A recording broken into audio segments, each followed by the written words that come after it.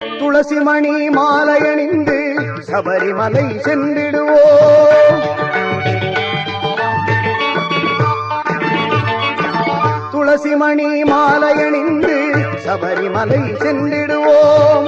தூயவனாம் ஐயப்பனின் தரிசனமே கண்டிடுவோம். துளசி மணி மாலையணிந்து சபரிமலை சென்றிடுவோம்.